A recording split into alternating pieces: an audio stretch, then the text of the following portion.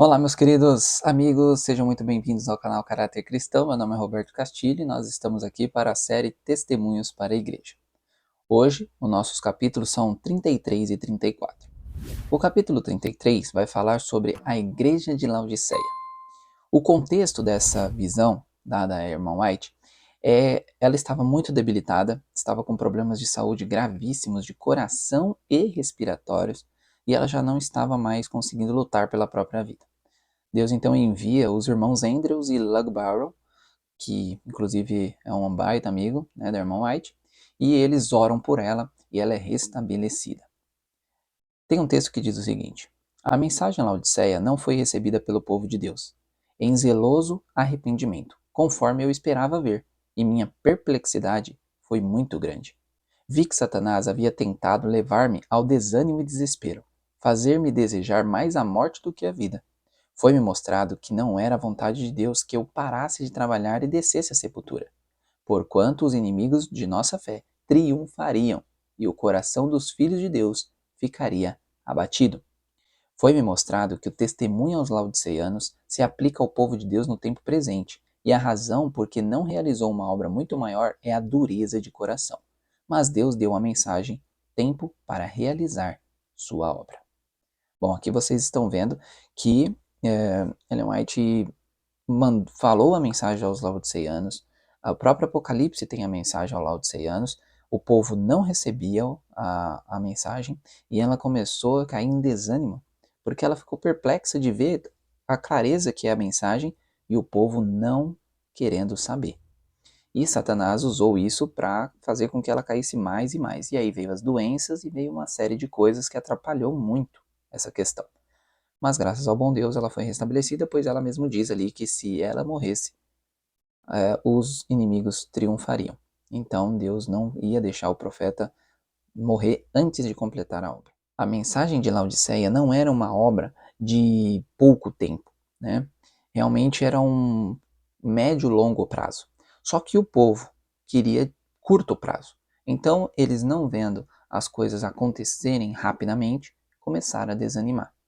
Só que isso acontece porque Deus realmente prova os seus.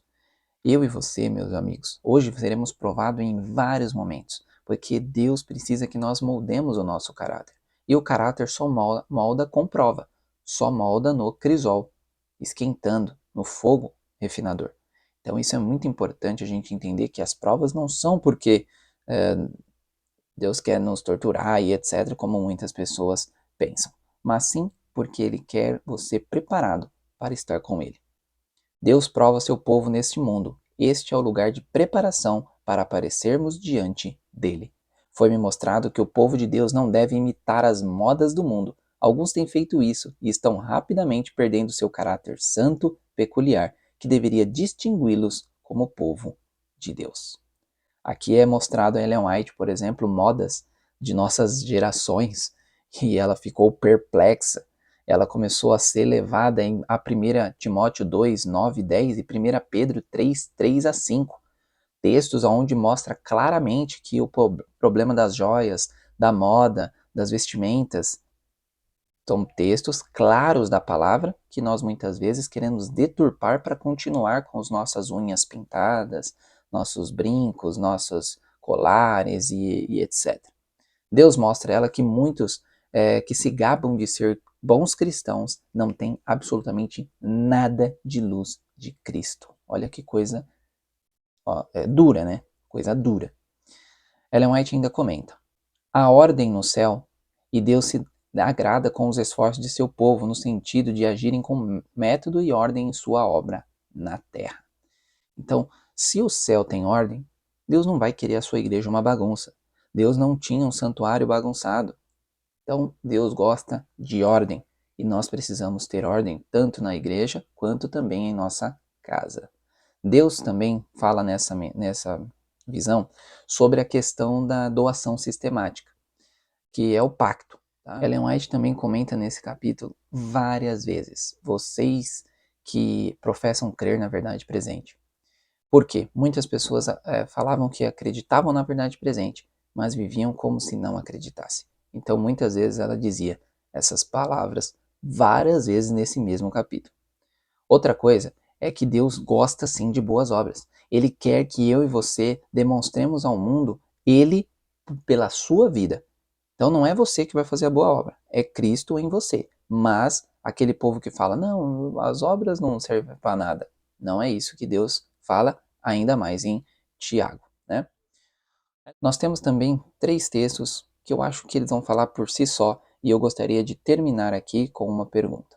Diz o seguinte: o doador deveria ter um desígnio apropriado em cada dádiva e oferta, não para sustentar alguém na inatividade, nem para ser visto pelos homens ou obter fama, mas para glorificar a Deus, na divulgação de sua causa. Hoje o pecado predominante na igreja é a cobiça. Deus se desagrada com seu povo por seu egoísmo. A testemunha verdadeira declara: eu conheço as suas obras. Apocalipse 2:19, né? O coração cobicioso e egoísta será provado. Alguns não estão dispostos a dedicar a Deus uma pequena parte das rendas do teu tesouro terreno. Eles recuariam horrorizados se vocês falassem do capital. O que tem eles sacrificado por Deus? Nada. Professam crer que Jesus está voltando, mas as suas obras negam-lhes a fé. Cada indivíduo viverá pela fé que possui. Professo de coração falso, Jesus conhece as tuas obras. Ele odeia suas ofertas mesquinhas e seus sacrifícios defeituosos. Bom, esse texto final é muito duro, mas a pergunta que não quer calar nesse texto: o que eu e você estamos sacrificando por Deus? Será que é da mesma forma que aqueles professos que acreditavam na verdade presente? Que nós possamos colocar em nossa vida que Deus está querendo a mim e a você.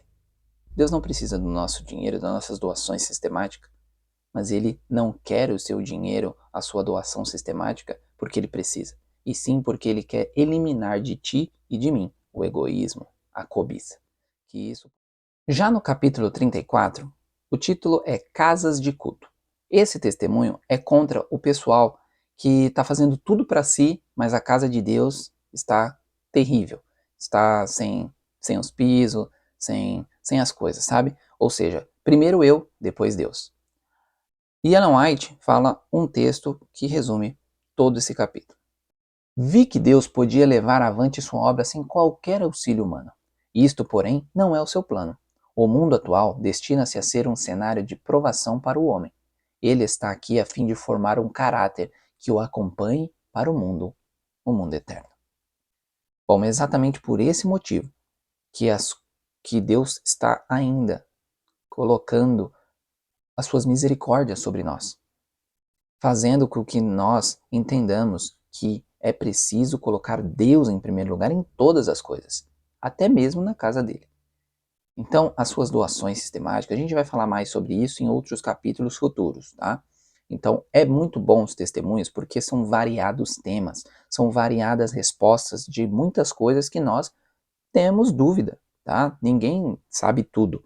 Então, aqui vai ser um espaço para nós esclarecermos muitas dúvidas, tá bem? E que nós possamos colocar em prática também. Que Deus abençoe a cada um de vocês e nos vemos no próximo vídeo. Tchau, tchau.